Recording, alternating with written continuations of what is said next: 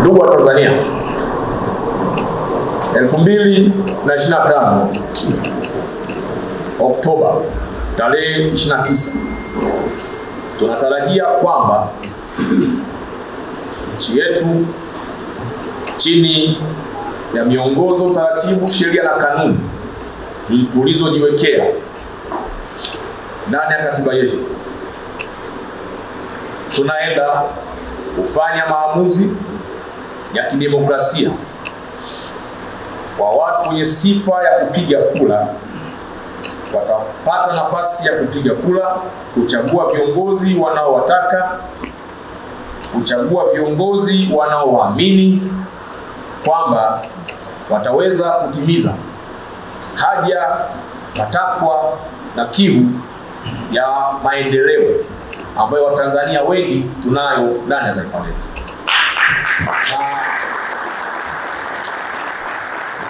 Bado takribani kama wiki mbili na siku moja, na maana kama siku 15, ili tuweze kupata fursa hiyo adhimu na muhimu ambayo tangu kuasisiwa kwa mfumo wa vyama vingi ama siasa ya vyama vingi ndani ya nchi yetu mwaka 1992 tumekuwa tukifanya hivyo. Sasa nitazungumza kicha halisi ya mwenendo wa uchaguzi mkuu 2025 kutokana na ripoti ya utafiti ya wanafunzi kadhaa niliowapa jukumu kama rais wa vyuo na vyuo vikuu ya kuweza kufanya tafiti ya kutazama kwa jinsi gani kumekuwa na mwamko katika ushiriki wa zoezi hili muhimu la uchaguzi mkuu kwa wananchi na vyama vya kisiasa ndani ya taifa letu. Ndugu wa Tanzania, wote tunakumbuka tukiwa tunajiandaa mapema kabisa mwaka huu, tukiwa tunajiandaa katika zoezi la uchaguzi mkuu, kuna mambo mbalimbali ambayo yalijitokeza kama sehemu za mijadala katika nchi hii, ardhi hii ya kidemokrasia, ambayo ilikuwa inaonesha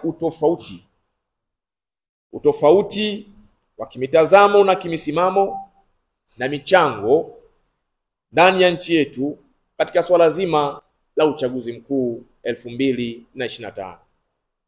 Wako ambao walitamani kuturudisha nyuma kwa hoja mbalimbali,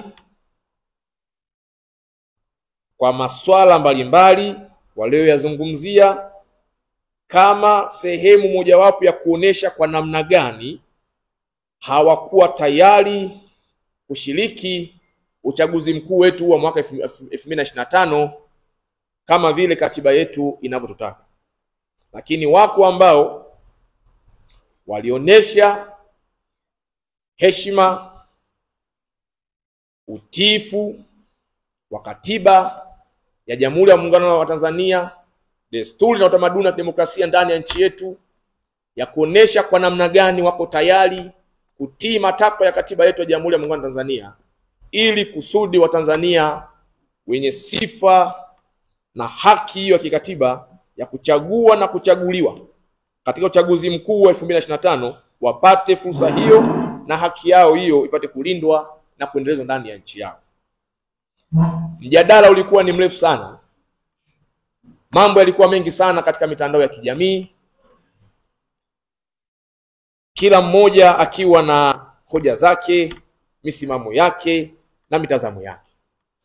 Lakini mwisho wa siku, haswa sisi kama sehemu ya vyuo na vyuo vikuu, wanafunzi wa vyuo na vyuo vikuu, tulikuja na msimamo ambao asili ya msimamo wetu ni katiba ya Jamhuri ya Muungano wa Tanzania, tukisema kwamba hatukatai, hatubezi wala kupuuza changamoto za wachache ambao waliona kuna haja ya kushiriki uchaguzi mkuu 2025, Lakini tukawashauri na tukaishauri mamlaka husika na vyombo vyetu vya ulinzi na usalama na vyombo vyenye mamlaka husika kusimamia uchaguzi kwamba katiba yetu ya Jamhuri ya Muungano wa Tanzania iheshimiwe kutokana na tamko lake la kutaka kila baada ya miaka 5 nchi yetu ifanye uchaguzi ndani ya taifa letu.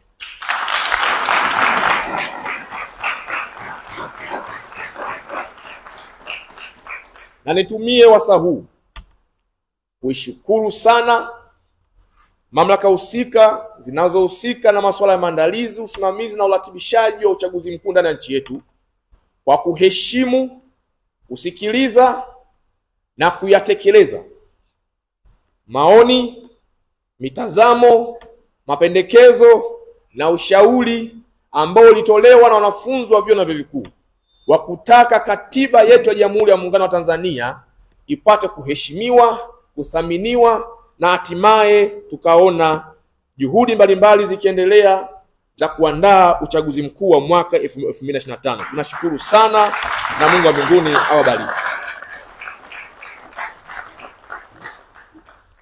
Baada ya Tume Huru ya Uchaguzi kuweka ratiba hadharani ya uchaguzi wetu mkuu ikihusisha mikutano ya kampeni, kabla ya mikutano ikihusisha uteuzi wa wagombea ndani ya vyama wa nafasi mbalimbali, hadi kwenda kwenye mikutano ya kampeni na maeneo kwingineko, sisi kama sehemu ya vyuo na vikuu tukasema bado tuna haja ya kuisaidia nchi yetu, na jukumu ambalo tulilibeba moja ni kuhakikisha kwamba wananchi wa Tanzania, wananchi ndani ya taifa letu wanashiriki uchaguzi huu katika namna ambayo itailetea tija serikali na taifa letu kwa ujumla. Ili kusudi tupate tija tunayokusudia ndani ya nchi yetu kupitia uchaguzi mkuu huu wa mwaka 2025, tukasema kwanza tutahakikisha tunaihubiri amani, tunaiombea amani, tunaizungumzia amani, ili Watanzania wote washiriki uchaguzi huu mkuu pasipokuwa na hofu na wala mashaka yoyote juu ya uhai na ustawi wa maisha yao. Kwa hiyo tukatangaza hadharani na umma wote ukajua, mabalozi namba 1 wa amani ndani ya nchi yetu ni wanafunzi wa sehemu ya vyuo na vyuo vikuu ndani ya taifa.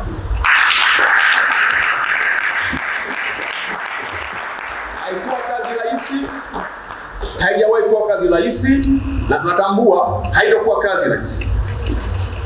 Tulikubali kutukanwa na wahuni, watu wabaya, watesi na waovu wa taifa hili.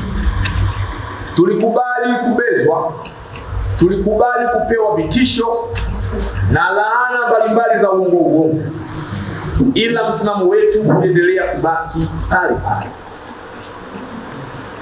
Na kwa sababu hiyo tuna kila sababu ya kusema kazi hiyo tulioiasisi ya kuwa mabalozi wa amani, utulivu ndani ya taifa letu ni kazi ambayo hatukurupuka kuifanya.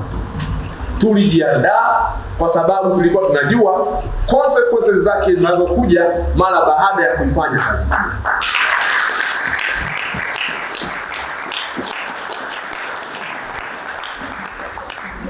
Ndugu wa Tanzania, jukumu la pili tulilolibeba ili kusudi uchaguzi mkuu wa mwaka 2025 ulete tija ndani ya taifa letu ni kuhakikisha kwamba tunashirikiana na asasi za kiraia na taasisi mbalimbali zisizo za serikali kutoa elimu ya uraia ya namna bora ya kushiriki uchaguzi mkuu pasipokuwa na miemko yoyote na mizuka yoyote, bali maamuzi ya kuchagua viongozi yatokane na misingi ya kusikiliza sera na ilani za vyama vya uchaguzi ili kusudi tupate viongozi wanaotufaa ndani ya taifa letu.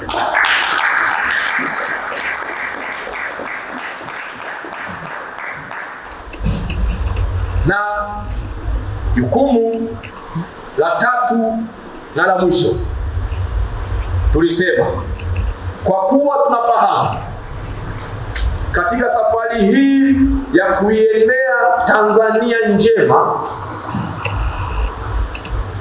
ya ndoto ya walio wengi, kwamba Waswahili walisema katika msafara wa mamba kenge nao wamo. Tukasema kwa kuwa tunafahamu katika safari hii tutakuwa na wahuni mbalimbali watakaobeba kofia ya uzalendo uchwala na uchungu usiokuwa na maana wa nchi yetu, kwamba wakijielekeza kuzungumzia mambo ya taifa hili kana kwamba yanawauma sana, ila kwa sababu wana mambo yasiyokuwa na nia njema ndani ya taifa hili. Tukasema kwa kuwa tunafahamu hilo, tutahakikisha kwamba tunafanya kila linalowezekana kwa msaada wa Mwenyezi Mungu, tutoe elimu na uhamasishaji kwa kila Mtanzania ambaye ana sifa za kupiga kura tarehe 29 mwezi wa 10 2025 alitokeze aende akapige kura akiwa kifua mbele.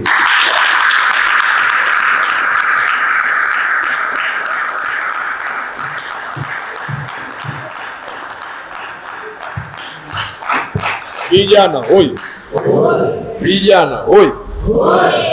Sasa tunamshukuru Mwenyezi Mungu kwa ajili ya mambo yafuatayo, kwa sababu ni kazi ambayo tulianza na Mungu, tunaendelea na Mungu na tutamaliza na Mungu. Sasa kabla tujamaliza, tunamshukuru kwa mafanikio yafuatayo. Tunamshukuru Mungu kwa ajili ya kibali alichotupatia sisi wanafunzi wa vyuo vikuu ndani ya nchi yetu, ya kuhakikisha Watanzania walio wengi wanatuelewa, wanatusikiliza pale ambapo tunapohubiri amani, tunapohubiri uzalendo na imani ya nchi kwanza, ikiwa na maana ya kwamba kila uamuzi na matendo unayoyafanya yazingatie maslahi ya watu wote ndani ya taifa hili.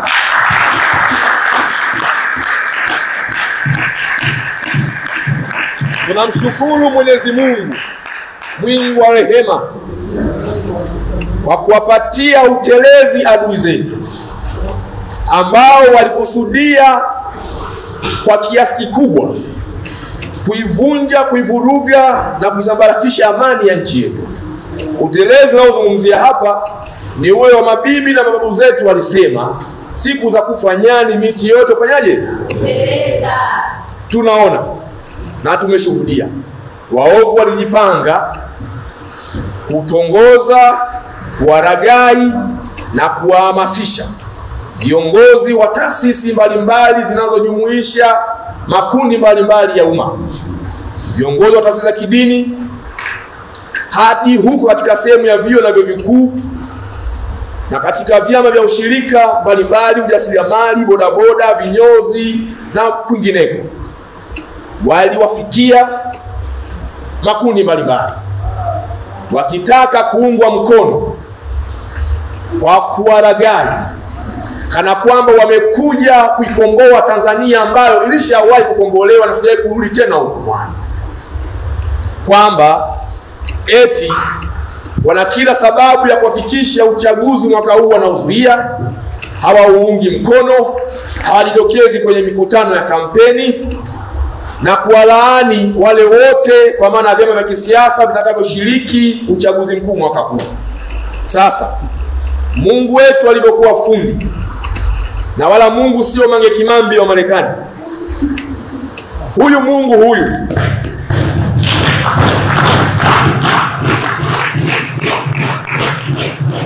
katikati ya maneno mazito, matusi, kebei na vitisho, vyama 18 kati ya 19 vilivyosajiliwa na ofisi ya msajili wa vyama vya kisiasa vilijitokeza kudhibitisha kushiriki uchaguzi mkuu mwaka 2025.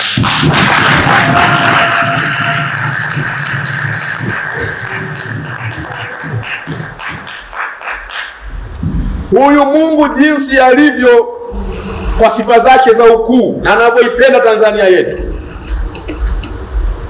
zaidi ya mamilioni ya Watanzania tunashuhudia katika mitandao ya kijamii, katika vyombo vya habari na hata huko mitaani tukipita, mamilioni ya Watanzania wamekuwa wakijitokeza katika mikutano ya kampeni ya wagombea wa vyama mbalimbali kwa nafasi mbalimbali za uchaguzi mwaka huu. Huyu Mungu jinsi alivyokuwa si Mange Kimambi wa Marekani.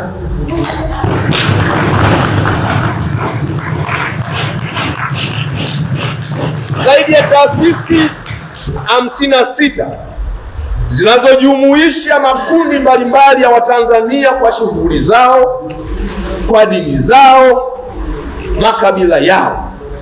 Zaidi ya taasisi 56 ama jumuiya 56 zimekataa, zimepuuza na kulaani ujumbe wa kusambaratisha na kuvuruga amani ya nchi yetu, ikiwemo vyuo na vyuo.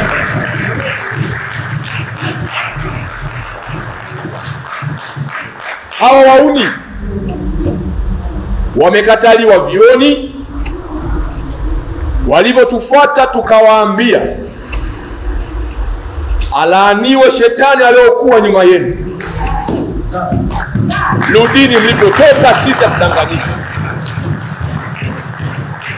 Hawa wauni wamekataliwa kwenye taasisi makini za kidini zinazotulea katika maisha yetu ya kiroho, Waislamu kwa Wakristo.